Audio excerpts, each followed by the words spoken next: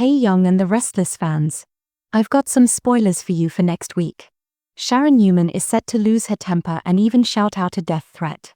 Meanwhile, Lily Winters will be exposing Damian Kane and dropping a huge bombshell about his secretive background. We've got some juicy tidbits for the week of March 3rd on Y&R, ahead of our full weekly spoilers video that will be out tomorrow as usual.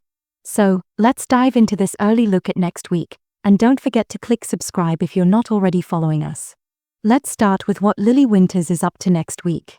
Although she's still upset with Nikki Newman and Victor Newman for their past actions, Lily has decided to use their guilt to gather some information she needs to protect the Winters family. That's why she told Victor that if he could get her information on Damian Kane, it would help clear the air between them. And Victor really came through. What's also interesting is that he didn't stop at just providing the initial information.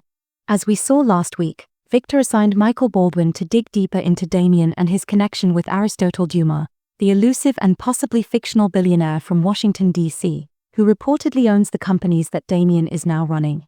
Lily is quite concerned that Damon might be shady. He even warned her that his presence in Amy and Nate's lives could be problematic.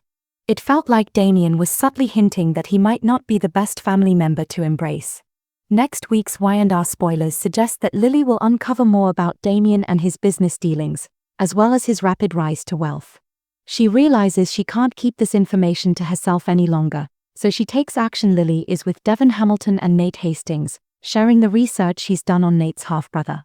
Devon plans to ask Lily if there's more to Damian's story than they realize, and she responds, "Oh yeah, there's definitely a lot more to it. Something's definitely off with him."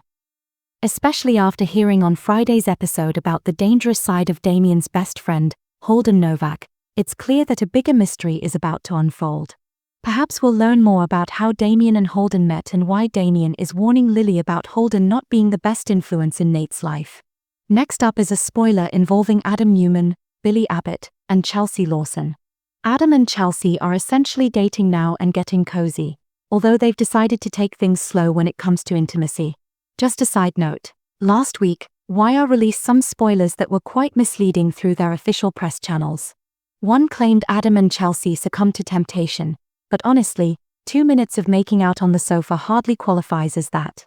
There was also a spoiler about Victor warning Nick about Sharon, which didn't reflect how those scenes actually played out. Additionally, another spoiler suggested Audra set boundaries with Holden, but all she did was ask him to step back while she had a private chat with her friend Sally. It was all very misleading. So, when I create the weekly spoilers video tomorrow, I'll be more cautious about anything that seems overly exciting and will keep you all informed, as I just don't trust them anymore. Maybe they have AI generating spoilers or just a really lazy intern, or perhaps it's Josh Griffith, who, as we know, can't. Next week, Adam and Chelsea will be at Crimson Lights enjoying coffee when Billy Abbott stops by their table. As we know, he's launching Abbott Communications, which will compete with both Chancellor Communications and Newman Media. Adam might have caught wind of this, as he directly asks Billy if he's planning to officially go after him and Newman Media, doing so in front of Chelsea. I have no doubt that Billy will deny it, as he's been lying and claiming he's done with his vendetta against Victor and the other Newmans he dislikes. I'm still curious about who Billy's mystery co-conspirator is, since he's clearly still in the revenge game. I suspect he'll tell Adam that he's being paranoid and that the world doesn't revolve around him, Victor, and the Newmans. If Billy has truly moved on, as he claims, he'll likely urge Adam to do the same, but I doubt his denials will convince Adam of anything. Now, let's dive into the spoiler I'm most excited about, which involves Phyllis Summers and Sharon Newman, who remain trapped in the psychiatric hospital next week. However, on Friday, they share a brief moment of peace, agreeing to work together to escape their predicament. They chat over coffee after waking up cuddled on the couch, which understandably creeps them out. But soon, tensions flare up between them again. Their truce lasts only about 35 seconds. By next week, Phyllis will be completely unhinged, which is pretty much her normal state. She can't stand another moment of captivity with Sharon, especially with the twisted riddles and games being played by their unseen captor. Apparently, there's a small window in their room, though it's positioned high up, allowing some sunlight to filter through. And just a side note, do they have a toilet or just a bucket? I really don't want to think about that, but you. Anyway, Phyllis manages to get her hands on a metal object. Phyllis grabs a folding chair and decides she's going to break through the window to tell Sharon that she plans to bash it and then scream as loud as she can until someone comes to find them.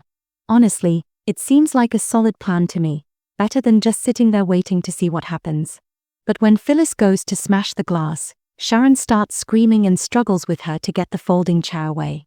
Phyllis is fighting Sharon off with everything she has, and that's when Sharon begins yelling threats, warning that if Phyllis keeps this up, they could both end up dead.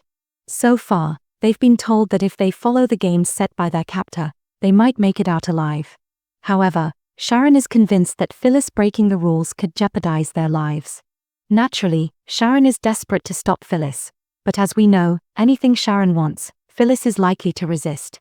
And whoever is behind this, yes, Ian is alive, but there are other potential suspects, clearly knows them well and understands how to push their buttons to turn them against each other.